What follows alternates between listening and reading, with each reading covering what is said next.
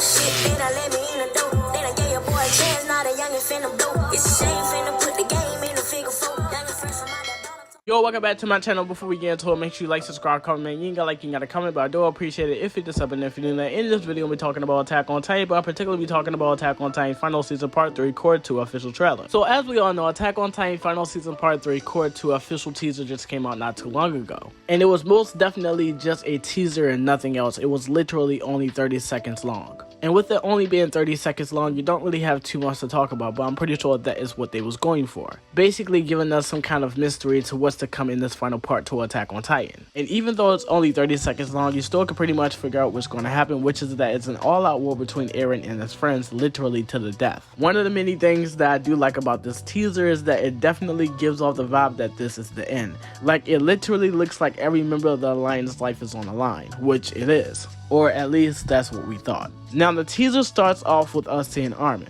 And the dialogue that's being played over this scene would give you the idea that this is what Armin is thinking about at that point in time, but that's not the case. The dialogue that's being played over this particular scene, actually majority of the teaser, comes from the conversation between Armin and Zeke inside the Titan Path in chapter 137, when they're talking about life and their purpose and what they think they were born in this world to do. Now in this particular shot of Armin, he's actually thinking about what Erwin would do in this situation, which is basically sacrifice any and everybody for the greater good of humanity. And in this case, it would be Armin basically sacrificing Eren for the greater good of humanity, which is something that he doesn't want to do but knows that he has to, because if he doesn't, it will lead to the death of his friends along with the rest of the world. Which is why throughout the entire teaser, you see all of his friends in the most messed up situations ever, situations where it looks like they can't even get themselves out of without the help of Armin. So you pretty much get this idea that everything is riding on Armin finding this resolve to kill his friend. And with me saying that, throughout this entire teaser, we get to hear Armin basically talk about his purpose and what he believes what he was born in this world to do,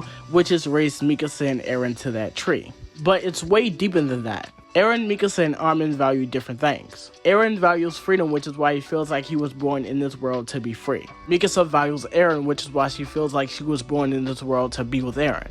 But Armin values his friendship with Eren and Mikasa, and them doing the most simplest things such as having a race to a tree, which is why he feels like he was born to do that. But what he actually feels like he was born in this world to do is to just be with Eren and Mikasa. Which is why it's so impactful for Armin to basically find the resolve to want to kill Eren, and give up on wanting things to go back to how it was when they was just kids racing to a tree. And then we end up seeing a big ass bird flying, which is Falco. Then we see Mikasa getting ready to throw some thunder spears. It's not that much that you could really talk about regarding those two particular shots, other than the fact that it can be symbolism for Mikasa gaining her wings of freedom, which is very important for her character. But then you end up getting this beautiful shot of Jon and Reiner being surrounded by the tiny shifters of the past. And like I said, you just get this vibe that this is the fucking end. And if you do not know, the Titan Shifters of the past were created due to the combination of Eren's founding and also Warhammer Titan power. Before Attack on Titan ended in the manga, it was always a conversation or a debate about what power that Eren was using to create the Titan Shifters of the past.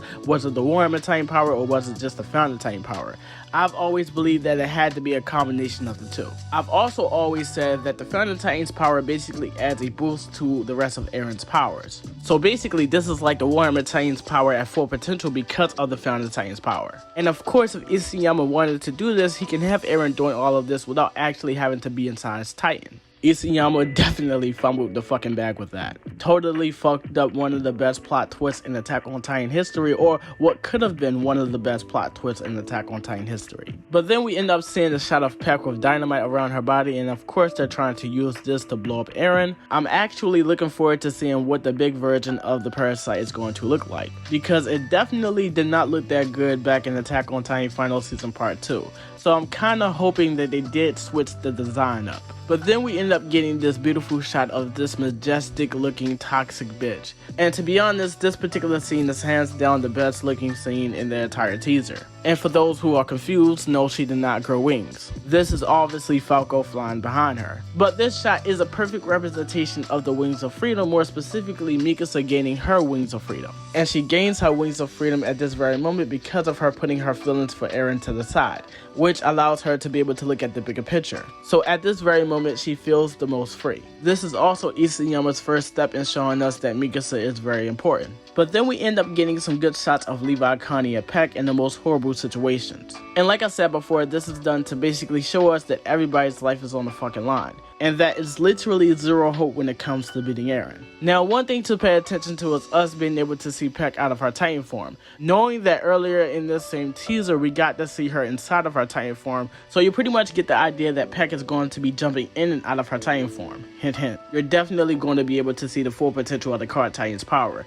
Literally some badass moments from Peck. But then we end up getting this good shot of Armin looking at the founding Ymir. Now this particular scene is definitely the second or third best looking scene in the entire teaser. Now Armin looking at the founding Ymir is to basically show us and also remind us that they're not only fighting Eren, but they're also fighting the founding Ymir. But then we end up seeing some good close-up shots of Mikasa and Levi, and then we end up seeing a close-up shot of Bertolt crying because Armin took his Titan and his bitch. I don't know how you let Armin do that to you, his fucking name is Armin. And then we end up getting a scene where it looks like something is running towards Annie while she fights some of the Titan shifters of the past. And then the teaser ends with us getting the See You Later Eren, which is very interesting because they already showed us in the first core. But you really can't say that because some of the things that they showed in the beginning of this teaser was also shown in the first core as well. But with us getting the See You Later Eren with him waking up in the laying down position is obviously implying that everything that was shown in this teaser is everything that Eren had seen before waking up under his tree. And with Eren waking up under his tree in the laying down position while also hearing Mikasa saying See You Later at the same time